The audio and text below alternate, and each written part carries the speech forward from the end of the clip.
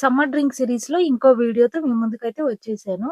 Hello అందరూ ఎలా ఉన్నారు? ఈరోజు వీడియోలో బీట్రూట్ మిల్క్ అయితే షేర్ చేసుకోబోతున్నాను. దానికోసం 1 బీట్రూట్‌ని ఇంత సైజ్‌లో పీసెస్ లాగా కట్ చేసుకొని, ఈ గ్లాస్‌తో 1 గ్లాస్ వాటర్ అయితే పోసి ఇలాగ బాయిల్ వచ్చేంత వరకు కుక్ చేసుకోవాలి. ఆ తర్వాత లిడ్ క్లోజ్ చేసి స్టవ్ ఆఫ్ చేసి ఆ ఫ్లేమ్ మీద అంతే వదిలేయాలి. మీకు ఒకవేళ డౌట్ ఉంది అనుకోండి, ఫోర్క్ తోటి గుచ్చుకుంటుంది ఈజీగా అనుకుంటే అది కుక్ అయినట్లు స్టవ్ ఆఫ్ చేసి పక్కన పెట్టేసుకోవాలి. ఆ టైంలోనే ఒక 2 స్పూన్స్ సబ్జా గింజలు నానేసి పక్కన పెట్టుకోవాలి. ఇవి అంతలోపు కూల్ అయిపోతాయి. ఇవి కూల్ అయిన వాటిని అదే వాటర్ తోటి వేసుకొని మిక్సీ అయితే పట్టుకోవాలి. మొత్తం ఫైన్‌గా మిక్సీ పట్టుకునేటప్పుడే 2 ఇలాచీ అయితే యాడ్ చేసుకొని మిక్సీ పట్టేసుకొని ఇలా స్ట్రెయిన్ చేసుకోవాలి. పల్పేం రాదు.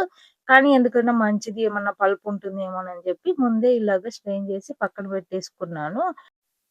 మనకి ఎంత క్వాంటిటీలో కావాలి, ఎన్ని గ్లాసెస్ పడతాయి సర్వింగ్‌కి అనేది చూసుకొని దాన్ని బట్టి మిల్క్ అయితే యాడ్ నేనిక్కడ 1 కప్ హోల్ మిల్క్ అయితే యాడ్ చేస్తున్నాను. ముందుగా నానబెట్టుకున్న సబ్జా గింజలున్నాయి గదా! అవి కూడా యాడ్ చేసి ఒకసారి మంచిగా మిక్స్ చేసుకోవాలి.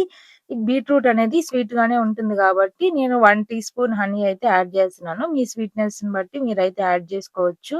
షుగర్ గాని, జాగరీ గాని, లేకపోతే డేట్స్ గాని ఏదైనా యాడ్ డేట్స్ యాడ్ చేసుకునేటప్పుడు ముందు సోక్ చేసుకొని, ఆ తర్వాత మిక్సీ అయితే వేసుకోండి బీట్రూట్‌తో పాటే.